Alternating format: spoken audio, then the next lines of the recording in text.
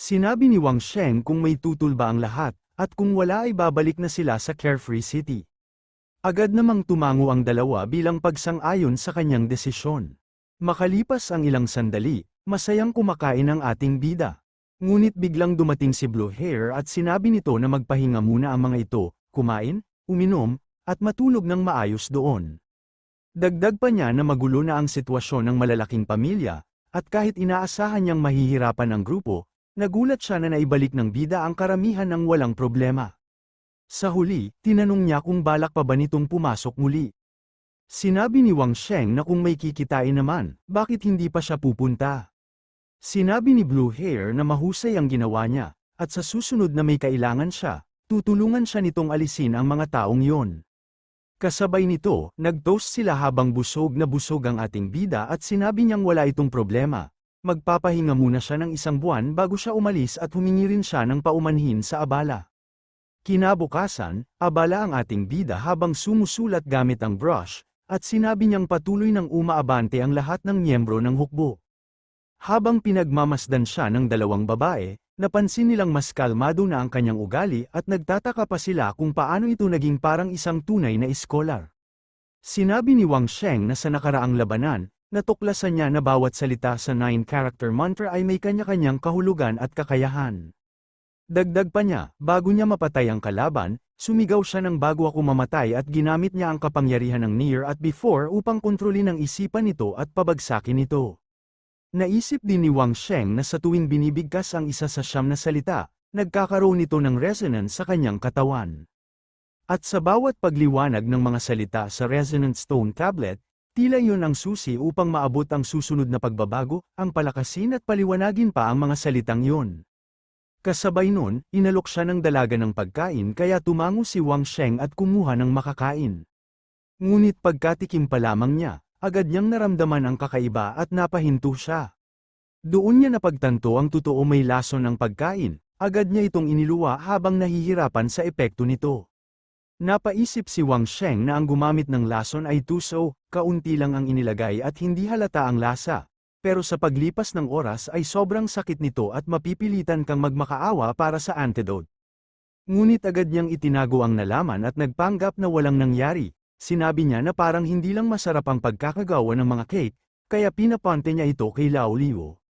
Naging seryoso ang ating bida habang iniisip ang nangyari. Ayon sa kanya, ang tanging may pagkakataong maglagay ng lason sa kanyang pagkain ay ang dalawang katulong at ang chief na si Lao Liu. Ngunit duda siya na sila ang may kagagawan, dahil ang Baoqing Yutang at maging ang Imperial Palace ay hindi basta-basta nakikisangkot sa mga ganitong laban sa kapangyarihan. Kung may kailangan ang mga ito, direkta naman sana silang lalapit sa kanya.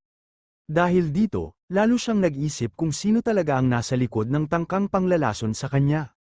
Kasunod nun, kinumpronta ng ating bida ang chef at sinabi niya na may mali sa mga pagkain, mahina ang tamis at malabnaw ang dough. Ngunit sa kabila nito, agad namang sumang-ayon ang chef at pinuri pa siya, na parang walang kaalam-alam sa nangyaring panglalason. Agad namang kinain ng chef ang pagkain at sinabi na aayusin niya ito, kaya lalo pang nag-isip ang ating bida. Napansin ni Wang Sheng na noong una ay tila kabado si Lao Liu, pero kalaunan ay naging masaya pa ito at walang bakas ng pagkakasala. Dahil dito, napagtanto niya na malamang ay hindi ang chef ang may kagagawa nito.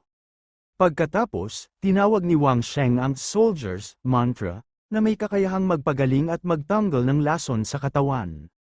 Dahil dito, unti-unti niyang naalis ang lason, at kampante siyang gagaling siya matapos mailabas ang natitirang epekto nito. Sinabi ni Wang Sheng na sa 9-character mantra, ang soldiers ay sumisimbolo sa enerhiya at lakas ng buhay na nagbibigay ng pagpapahaba ng buhay at paggaling. Ibig sabihin nito ay recovery, ang kakayahang kontrolin ang sariling katawan pati na rin ang katawan ng iba. Dahil sa resonance ng dalawang salitang ito, nagkakaroon ito ng espesyal na epekto sa pagpapagaling at pag-aalis ng lason. Dagdag pa niya, matapos niyang tuluyang alisin ang lason sa kanyang katawan, ang natitira na lang niyang gagawin ay pumunta sa palikuran at magiging maayos na ang lahat. Maya-maya, kasama ni Wang Sheng si Tatang nang kausapin siya nito at ipinaalam na may 3 tao mula sa royal family na nais isama sa kanilang paglalakbay. Sumagot naman si Wang Sheng na walang problema, basta may pahintulot ng Panginoon ng lungsod. Binigyang diin pa niya na hindi madaling gumalaw sa syudad na yun at kailangan sundin ang mga patakaran. Dagdag pa niya, hanggat hindi sila gagawa ng anumang kalokohan at susunod sa mga alituntunin, masisiguro niyang magiging ligtas ang lahat. Nagtanong si Tatang kay Wang Sheng kung ano ang kailangan niya para sa biyahe. Sumagot si Wang Sheng na sa totoo lang ay hindi niya alam kung ano ang dapat niyang kunin para sa kanyang paglalakbay, at kung wala silang ibang may papayo, baka kailangan niyang humingi muli ng pil. Dahil dito, ipinaliwanag ni Tatang na kakaiba ang kaluluwa ni Wang Sheng kaya mahirap siyang turuan sa normal na paraan ng pagsasanay, ngunit sinabi rin niya na sa huli, ang lahat ay nauuwi pa rin sa laban. Pagkatapos, nagmungkahi si Tatang na ipadala si Wang Sheng sa isang royal villa kung saan sinasanay ang mga Imperial Guards. Ayon sa kanya, may mga malalakas at bihasang eksperto roon, at maaari siyang magpraktis doon ng isang buwan upang mas lalo pang lumakas. Nagtanong ang ating bida kung kailangan pa ba niyang sumali sa Thousand Jedi kahit may ganoon na siyang guro. Napaisip siya kung bakit pinapayagan siya ng royal family na gawin ang mga bagay na iyon, gayong hindi ito normal. Ipinaliwanag naman ni Tatang na huwag siyang mag-alala. Ayon sa kanya, ang Thousand Jedi ay hanggang ikapitong antas lamang, at kahit gaano pa kataas ang cultivation ng isang tao, mapipigilan ito pagpasok doon, ngunit mas mapapabilis naman ang kanilang kamatayan. Sumagi sa isip ng ating bida kung isa ba itong isang Matrix, dahil sa itsura at galaw ng enerhiya. Sumagot si Tatang ng kalmado at seryoso, hindi ito ganoon kasimple. Masyado ka pang bata para maramdaman ito, isa itong uri ng matinding pressure, mas malakas pa kaysa sa isang simpleng matrix. Napaisip ang ating bida habang pinag-uugnay ang lahat ng kanyang narinig, unti-unti niyang naunawaan ang tungkol sa aura at matinding pressure, ngunit lalo siyang naguluhan nang maalala ang babaeng nasa kanyang panaginip, at napatanong siya sa sarili kung posible bang buhay pa ito. Sinabi ni Tatang na ang bagay na yun ay isang marka ng pagiging hindi matitinag, at kahit walang nakakaalam kung ano talaga ito, basta't wala itong masamang layunin, makakatulong ito sa pagpapalakas ng pagsasanay. Dagdag pa niya, kaya nais ng lahat na makapasok sa Thousand Jedi ay upang maasa ang mga eksperto na lampas sa ikapitong antas at mapalakas pa ang kanilang cultivation. Sumagot si Wang Sheng nang may kumpiyansa at bahagyang ngiti. Sinabi niyang kung makakahanap si Tatang ng isang eksperto na magtuturo sa kanya sa loob ng isang buwan, maaari siyang humingi ng mas mahusay na pil kaysa sa good fortune pill. Dagdag pa niya, mas mabuti kung isa lang sa mga tauhan ni Tatang ang makakalaban niya ng paisa-isa, at kung papayagan siyang pumunta sa villa ng Ouchi Master, malamang ay pipilitin lang siyang magsalita roon, kaya mas gusto niyang manatili sa ganitong kondisyon. Dahil dito, nagulat si Tatang sa sinabi nito. Sumagot si Tatang na hindi pareho ang sitwasyon ng basta pagsama ng ilang tao sa prosesyon kumpara sa pagbiyahe ni Wang Sheng kasama mismo ang royal family. Ipinunto niya na espesyal ang kaso ni Wang Sheng, kaya hindi ito basta maihahalin tulad sa ordinaryong pagsama lamang. Kaya nagtanong ang ating bida kung pwede bang araw siyang sumama sa kanya. Umalis na si Tatang at sinabi na itatanong muna niya. Napaisip si Wang Sheng at napagtanto niya na base sa kanyang narinig, malamang ay marami pang mga lihim at hindi pa nalalamang bagay ang nakatago sa loob ng Thousand Jedi. Makalipas ang ilang sandali, dumating si Chang Wei at agad nitong ipinaliwanag ang kanyang pakay. Sinabi niya na ang puwersang sumusuporta sa kanya ay mula sa Triumph Palace, at handa silang magbigay ng espesyal na pamamaraan na maaari lamang magamit ng mga nasa ikapitong antas ng cultivation. Dagdag pa niya, may kasama itong condensing pill na makakatulong palawakin ang acupuncture points, palakasin ang aura reserve, at tulungan ang gumagamit na makontrol ang kanyang lakas. Sa huli, direkta niyang hiniling kay Wang Sheng na samahan at dalhin ang 10 disipulo ng Triumph Palace papasok sa Thousand Jedi nang siya lamang mag-isa. Dahil dito, naging seryoso ang ating bida, ipinaliwanag ni Chang Wei na bukod sa naunang alok, mayroon pa silang karagdagang kahilingan. Ayon sa kanya, ang pangunahing layunin ay itinakda ng Triumph Palace, kailangan lamang dalhin ni Wang Sheng ang mga tao sa isang partikular na lugar na itinuro sa mapa, at pagkatapos ay ligtas silang mailabas mula roon. Nainis ng sobra si Wang Sheng sa narinig niyang kondisyon. Agad niya itong tinutulan at mariing sinabi na hindi siya papayag sa ganoong limitasyon, lalo na't buhay niya ang nakataya. Para sa kanya, parang ipinapasok siya sa isang napakadelikadong sitwasyon na may mahigpit pang hangganan kung saan lang siya pwedeng gumalaw. Dagdag pa niya, ayaw pa niyang mamatay, kaya hindi siya basta-basta papayag sa ganitong klase ng kasunduan. Sa huli, malinaw niyang pinasabi kay Chang Wei na kung may mensahe man siya, iparating na lang ito sa Triumph Palace, at nasa kanila na kung tatanggapin nila ang kanyang desisyon o hindi. Sumagot si Chang Wei ng mahinahon at may pag-unawa. Sinabi niyang nauunawaan niya ang naging reaksyon ni Wang Sheng at babalik siya upang ipaliwanag ng maayos ang lahat sa Triumph Palace. Kasabay nun, bigla na lamang sumulpot si Tatang sa likuran ni Wang Sheng, at bumulong pa ito. Agad niya itong hinawakan, dahilan para mabigla at mapasigaw ang ating bida. Parang wala lang kay Tatang ang nangyari habang kalmadong sinasabi na maghanda na si Wang Sheng, dahil paparating na naman ang mga pagsasanay at mga halimaw, dagdag pa niya. Kapag tumaas na ang cultivation level ni Wang Sheng, agad silang aalis. Napilitan na lang sumang-ayon si Wang Sheng, kahit halatang naiirita pa rin siya sa biglaang paglitaw ni Tatang. Matapos iyon, pumayag na rin si Tatang at sinabing babalik muna siya para mag-report. Habang paalis na siya, napansin niya ang kakaibang hand gesture na ginawa ni Wang Sheng. Napakunot ang noo niya at nagtatakang napatanong kung ano ang ibig sabihin nito. Sa kabilang banda, biglang nagkagulo sa lugar nang kumalat ang balitang bumalik na ang kanilang pinuno, nagulat ang mga tao at agad na nagbigay galang habang papalapit ito. Lumuhad ang isang tauhan at magalang na bumati. Nang makita ng pinuno ang bata, nakilala niya ito at napansin ang pag-unlad nito, umabot na sa ika-7 antas. Pinayuhan niya itong huwag pabayaan ang pagsasanay bago tuluyang umalis, habang ang mga tauhan naman ay patuloy na sumasaludo at malugod siyang tinanggap pabalik. Sinabi ng isang lalaki na labis siyang nagulat sa nangyari, hindi niya inaasahan na ang Lone Wolf ay inimbitahang kumilos. Para sa kanya, napaka-imposible nito kaya napatanong pa siya kung ano ba talaga ang nangyayari. Dagdag pa niya, kumalat ang balita na si Wang Sheng mismo ang maghahatid sa mga maharlikang tao papasok sa Thousand Jedi, at gagawin niya ito ng mag-isa. Sinabi ni Blue Hair sa lahat na umiwas muna sila kay Wang Sheng sa mga panahong yon. Pinayuhan din niya silang huwag pansinin ang mga usap-usapan sa paligid dahil maaaring magdulot lang ito ng gulo. Nagulat ang mga tao sa narinig nila, lalo na nang mabanggit na kahit hindi mahalaga si Wang Sheng, may isang mahalagang bisita sa kanyang bahay, dahil dito, napaisip at kinabahan sila. Habang nakaupo ang pinuno na si Master Li at tahimik na umiinom ng tsaa, bigla namang naging seryoso ang ating bida. Hindi na ito nag-atubili at agad kumilos upang subukan ang kanyang lakas, inilabas niya ang kanyang bagong kapangyarihan ng tubig, at mula rito ay bumuo siya ng matigas na yelo.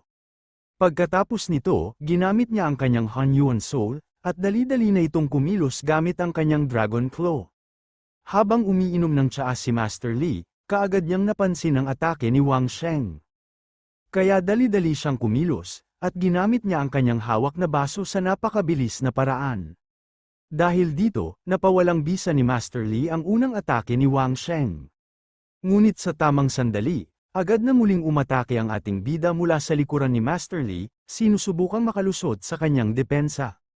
Gayunpaman, mabilis itong napansin ni Master Li, gumamit siya ng kanyang chi, kaya nagawa niyang pigilan ang biglaang pag-atake ni Wang Sheng. Dahil dito, napangisi si Master Li sa ginawa nito sa kanya. Kasabay nun, mabilis niyang ginalaw ang kanyang kamay, at mabilis niyang sinabayan ang atake ni Wang Sheng gamit ang kanyang dalawang daliri lamang. Nagulat naman ang ating bida, kaya nakapagdesisyon siyang ilabas ang kanyang buong lakas. Kaya sa isang iglap, lumitaw ang napakaangas niyang Hanyuan Soul, at napakabilis nitong umatake, dahil dito, nagkaroon dito ng napakalakas na pagsabog. Ngunit sa huli, natalo ang ating bida kay Master Li. Matapos ang sagupaan, agad na tumayo si Wang Sheng at ngumiti, tila may natutunan sa laban, magalang siyang yumuko at humingi ng payo kay Master Li. Ipinaliwanag naman ni Master Li na masyadong nagmadali si Wang Sheng sa pag-atake, lalo na't mas malakas at mas bihasa ang kanyang kalaban, hindi raw sapat ang lakas at bilis lamang, ang tunay na kailangan ay kasanayan at tamang diskarte sa pakikipaglaban. Ngumiti si Wang Sheng at sumang-ayon sa sinabi ni Master Li, tila natutuwa sa kanyang natutunan. Natawa naman si Master Li at pinuri siya, sinabing gusto niya ang mga taong matalino at marunong umunawa, hindi yung basta sumusunod lang ng walang iniisip. Ikinwento pa ni Master Li na noong kabataan niya, magulo ang kanyang isip at nahihirapan siyang maintindihan ang mga bagay kahit magtanong siya, kaya ngayon, Na-appreciate niya ang tulad ni Wang Sheng, yung marunong mag-isip at umintindi. Dahil dito, nahiya ang ating bida sa sinabi nito. Ipinaliwanag ni Master Li na tama ang naging desisyon ni Wang Sheng sa patuloy na pagpapalakas ng kanyang training sa paglipas ng mga taon, kahit pa may kapalit itong hirap at sakripisyo. Dahil sa kanyang dedikasyon at mahusay na paglilingkod, ibinahagi ni Master Li ang isang mahalagang lihim, na ang 9-star soul ng pamilya Dai ay maaari pang mapabuti o ma-upgrade. Ngunit binalaan din niya na kahit may ganitong potensyal, mayroon itong isang nakamamatay na kahinaan na dapat pag-ingatan. Ipinaliwanag din niya na may kulang sa kapangyarihan ni Wang Sheng at siya mismo ang susi upang mapagtagumpayan ito. Napagtanto ito ni Wang Sheng at agad niyang naunawaan ang ibig sabihin. Naisip niya na posible pang mag-evolve ang kanyang remnant soul at maabot ang mas mataas na antas. Kasabay nito, napagtanto rin niya na hindi pa lubos na nauunawaan ng Dai family ang tunay na lakas nito. Dahil dito, naging mas maingat siya at nagpa siya na bantayan ang mga susunod na mangyayari. Ipinagpatuloy ni Master Li ang kanyang paliwanag at sinabing matagal na niyang tinuturuan si Wang Sheng, kaya panahon na upang gamitin ito ang breath control powder. Tinanong niya kung handa na ba si Wang Sheng na tanggapin ang mga royal people, isang responsibilidad na hindi basta-basta. Buong seryosong tumugon si Wang Sheng habang hawak ang bote. At nangakong tutulong siyang protektahan ng batas, handa na siyang harapin ang susunod na hamon. Sa loob ng bahay ni Wang Sheng, nagsimula na siyang mag-cultivate at ininom ang breath control powder. Unti-unting kumalat ang enerhiya sa kanyang katawan, at biglang sumiklab ang napakalakas na kapangyarihan. Mula kay Chiwen, unti-unti niyang inaabsorb ang breath control kaya patuloy lang ito sa pagsipsip ng enerhiya. Habang patuloy ang pag-cultivate ni Wang Sheng, napagtanto niya na ang condensation dispersal ay gumagamit ng napakalaking dami ng aura. Sinubukan niyang kontrolin ito sa pamamagitan ng pagbubukas ng kanyang mga acupuncture points at dahan-daang pagpapalawak ng enerhiya sa kanyang katawan. Ngunit sa gitna ng proseso, biglang nagpakita muli si Chiwen at naglabas ng napakalakas na iyak. Napahawak si Wang Sheng sa kanyang ulo at tila nahirapan sa ingay. Nagsalita si Master Li at ipinaliwanag ang kanyang nararanasan. Ayon kay Master Li, maswerte si Wang Sheng dahil naririnig na niya ang breath of condensation, isang senyales na umaabot na siya sa mas mataas na antas ng cultivation. Ngunit sinabi rin niya na kahit marami ng kalaban ang napatay ni Wang Sheng, kulang pa rin siya sa tunay na pag-unawa sa kapangyarihan. Ipinaliwanag ni Master Li na magulo ang enerhiya sa katawan ni Wang Sheng, halo ito ng mabagsik na aura, pati na rin ang kalmadong enerhiya. Dagdag pa niya, may iba't ibang uri ng Taoist energy na mas malalim at misteryoso, at hindi lahat ay madaling makita o maintindihan. Ibig sabihin, kailangan pang matutunan ni Wang Sheng kung paano balansehin at kontrolin ang kanyang kapangyarihan para tuluyang lumakas. Ipinaliwanag pa ni Master Li ang mas malalim na prinsipyo ng cultivation. Ayon sa kanya, ang pinakamalaking bawal sa cultivation ay ang pagiging sakim, yung gustong makuha agad ang lahat ng kapangyarihan nang hindi ito lubos na nauunawaan. Kapag ganito, nagiging marumi at hindi stable ang enerhiya. Dagdag pa niya, kailangan munang maitatag ni Wang Sheng ang sariling domain o pundasyon ng kanyang kapangyarihan. Kapag nagawa niya ito, saka lamang magiging balanse ang lahat ng enerhiya sa kanyang katawan at maaabot niya ang susunod na antas. Binalaan din siya ni Master Li na kung puro lakas at laban lang ang hahabulin niya, mananatili lang siyang parang pyesa sa mas malaking mundo, walang tunay na kontrol sa kanyang kapalaran. Sa huli, pinaalalahanan siya ni Master Li na natupad na nila ang kanilang pangako, kaya dapat siguraduhin ni Wang Sheng na hindi siya magkakamali sa sarili niyang pangako. Makalipas ang 10 oras, patuloy na nagme-meditate ang ating bida habang unti-unti niyang kinokontrol ang kanyang enerhiya. Dahan-dahan niyang pinakakawalan ang sobrang aura sa kanyang katawan, sinusunod ang tamang daloy nito para hindi maging magulo ang kanyang kapangyarihan. Habang ginagawa niya ito, napansin niyang tila may sinasabi pa si Master Li sa kanya kahit nasa gitna siya ng breakthrough. Napaisip siya na tusaw talaga ang matanda, dahil sinasabay nito ang mahahalagang aral habang siya ay naglilinang ng lakas. Napagtanto rin niya na kung hindi niya pinalakas ang kanyang pandinig, hindi niya maririnig ang mga gabay na yon. Kaya lalo siyang naging determinado na mas paghusayin pa ang kanyang kontrol at pag-unawa sa kanyang kapangyarihan. Pagkatapos nito, nagkita muli sila ni Master Li, na agad siyang binati sa kanyang tagumpay. Ipinaalala rin ito na oras na upang kumilos, dahil matagal nang naghihintay ang royal family. Sa huling sandali, makikita ang ating bida na puno ng kumpiyansa, kasama ang bagong anyo ni Chiwen sa kanyang likuran, handa na siyang harapin ang susunod na laban at ang mas malaking mundo na naghihintay sa kanya.